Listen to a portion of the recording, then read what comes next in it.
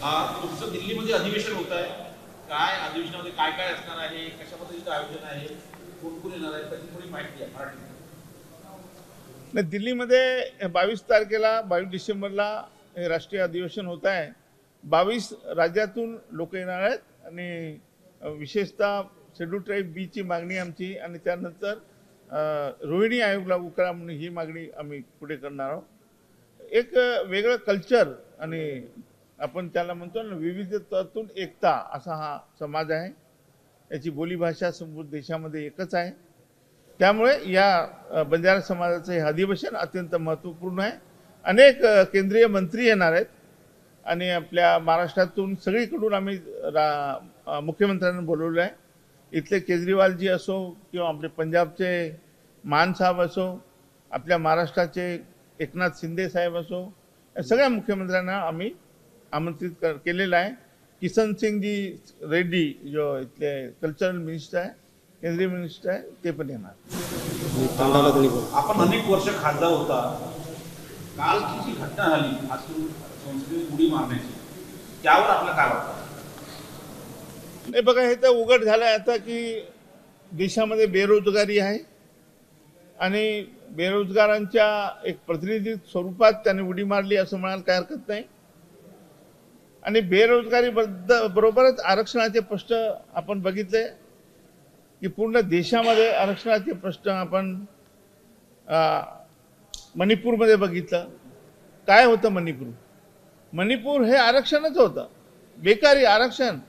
त्यामुळे देशामध्ये जी स्थिती बनलेली आहे, जो नवयुवक आहे, जो बेरोजगार आहे, त्याला प्रातिनिधिक स्वरूपामध्ये कालचं आंदोलनच एक प्रकारचं म्हणावं लागेल. एक प्रकारचं ते आंदोलन होतं आणि त्याची इतिहासामध्ये त्याची आणि शासन कमीत कमी त्याच्यापासून बोध घेईल आणि शासन या सरकार केंद्र सरकार याच्याबद्दल निश्चितच बेरोजगारीबद्दल काहीतरी ठोस पावलं उचलतील असं आम्हाला असं वाटतं नाही, करायला पाहिजे.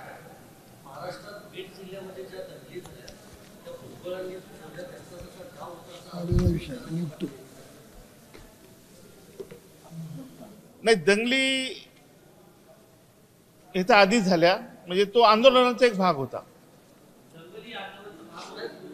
येस, दंगली तो आंदोलनाचा भाग होता, पण भुजबळने म्हणजे त्याच्यात जे तेल टाकणं चालू केलेलं आहे ते महाभयंकर आहे. त्यापेक्षा ते वाईट आहे.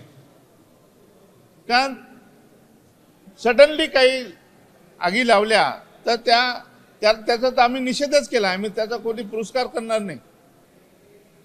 परंतु त्यानंतर त्या गोष्टीला परत आगीत तेल ओतणं हे मंत्र्यांनी, केंद्रीय कॅबिनेट मंत्र्यांनी हे निश्चितच. आणि आजही जेवढे भाषणं होत आहेत, जेवढे सभा होत आहेत, त्या सभेच्या माध्यमातून भुजबळ साहेबांना काय म्हणायचं काय, म्हणजे लीडरशिप डेव्हलपमेंट प्रोग्राम नाही, ओबीसी आहे, मी नेता असं दर्शवायचं आहे. त्यांना नेमकं करायचं काय? हा महाराष्ट्र फुले शाहू आंबेडकरांचा महाराष्ट्र आहे. इथे देशामध्ये महाराष्ट्राची एक ख्याती होती. इथे कधी सामंजस्याने हा विचार इथून पेरला जातो, महाराष्ट्रातून चांगले विचार महाराष्ट्र देत असतो. आज भुजबळ साहेब ज्या पद्धतीने आरक्षणाच्या आणि ओबीसीच्या आड राहून जे हे करत आहेत आणि मराठा समाजाला विरोध करत आहे, हे निश्चितच चांगलं नाही.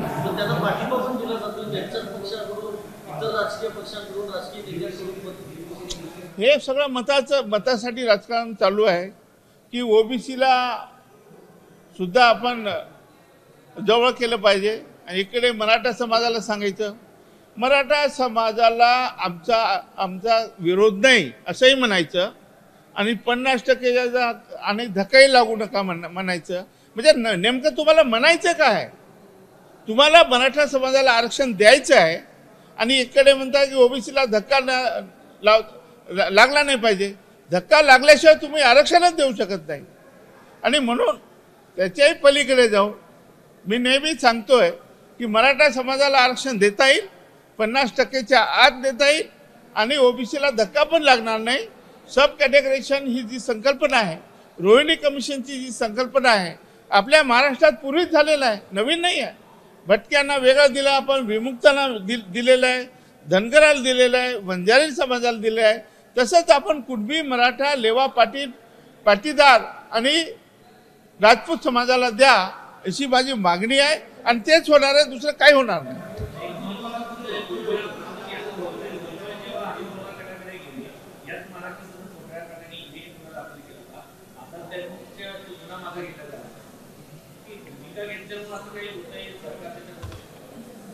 हे बघा, भुजबळांचं काय असे सगळेच जे डागदार आहेत, ज्यांना ईडी बीडी सीडी लागली होती, ते सगळे स्वच्छ झाले. ते काही मी सांगायची गरज नाही, आपल्या सगळ्यांना माहीत आहे. आणि आता तर काल अशी बातमी चालली की ईडी ते विसरून गेले त्यांच्या अगेन्स्ट काय काय त्यांनी केसेस केल्या होत्या. आणि अशा पद्धतीने हे उघड झाले. आता याच्यात काही राहिलेलं नाही आहे. परंतु राष्ट्रवादी अजित पवार गट सुद्धा हे ट्राय करत आहे की त्यांना सपोर्ट, काल अजित पवारांनी त्यांना सपोर्ट केला की त्यांची भूमिका जी आहे, मंडल आयोगापासून अशी भूमिका आहे, त्यामुळे त्यांची भूमिका घेण्याचा त्यांना अधिकार आहे. आणि दुसरीकडे सांगे जरांगे पाटलांना सुद्धा त्यांचा अधिकार आहे. हे काय अधिकार हे काय असं म्हणजे मोगम बोलायचं? अरे नेमकं मी सांगतो, आरक्षणाचा प्रश्न जो आहे सब कॅटेगरीजनी सोडवता येईल. रोहिणी आयोगाचं तत्व लागू करता येईल. डॉक्टर बाबासाहेब आंबेडकरांना जो तुम्हाला अधिकार दिला आहे 16(4) प्रमाणे, तुम्ही तो न वापरता आता जे समाजामध्ये भांडणे लागले आरक्षणाच्या मुद्द्यावर, हे निश्चितच चांगलं नाही आहे. मी परत महाराष्ट्राला आपल्या माध्यमातून सांगू इच्छितो, आज कितीही चर्चा होऊ द्या, चर्चेतून काही निघणार नाही. तुम्हाला जे आरक्षणाचं तत्व आहे, सब कॅटेगरायझेशन, आणि जे शाहू महाराजांनी सांगितलं होतं आरक्षण म्हणजे काय, त्यावेळेस विरोध होता. तर 2 घोड्याला एका टोपलीमध्ये जेव्हा चणे खायला दिले, तर ते जो मजबूत घोडा होता तो खाऊ देत नव्हता आणि हडकुड्या घोड्याला तो लाथाबुक्याने मारत होता. तर शाहू महाराज बोलले, असं करा तुम्ही, एक पायली चणे 2 टोपलीत वेगळे द्या. दोन्ही घोड्याने खाल्ले. हाच आहे. मराठा कुणबीला तुम्ही वेगळं द्या, तेही खातील, ओबीसी खातील, आणि काही भांडणं होणार नाही, ज्याचं त्यांना मिळेल. आणि म्हणून आजच्या घडीला माझं असं म्हणणं आहे की जरांगे पाटील सुद्धा आता त्यांची तब्येत खालावत आहे. उद्या जरांगे पाटलांनी जर काही झालं तर महाराष्ट्राचं काय होईल आमची भीती आहे आम्हाला. आणि आज त्यांनी ज्या उंचीवर ही मराठा चे लढा नेलेला आहे, तो जर थांबला नाही तर महाराष्ट्रामध्ये राजकीय भूकंप होऊ शकतात. मराठामध्ये राजकीय परिवर्तन होऊ शकते, काहीही होऊ शकते. एवढं म्हणजे जरांगे पाटलाच्या मागे एक संघ मराठा समाज उभा टाकलेला आहे. सगळे मराठा समाजाचे नेते नेस्तनाभूत झालेले आहे. सगळ्यांची सफाई झालेली आहे. Only and only Maratha, only Maratha, only Maratha, Jarange Patil Maratha.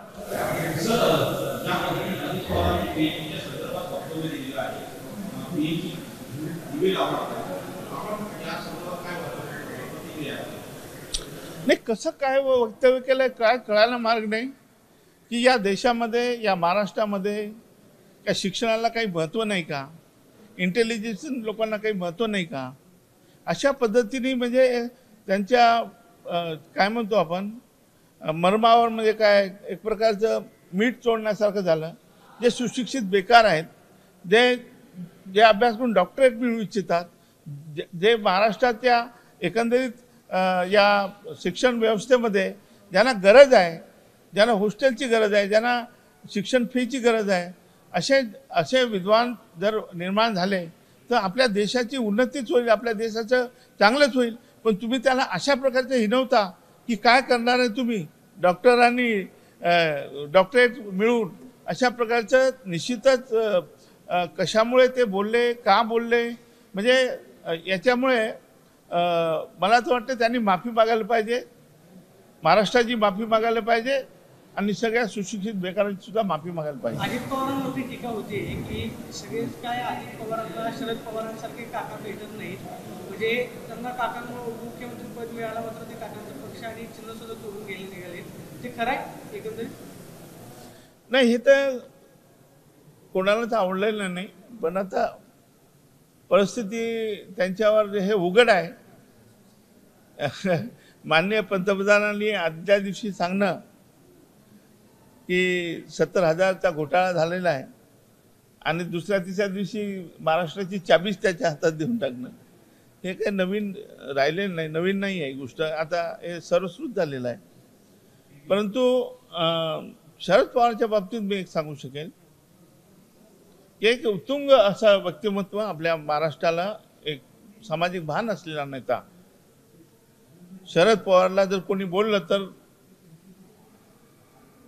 खरंच आम्हालाही, आम्ही काही त्यांच्या पक्षाचे नाही, आम्हालाही वाईट वाटतं की शरद पवार हे शरद पवार आहेत.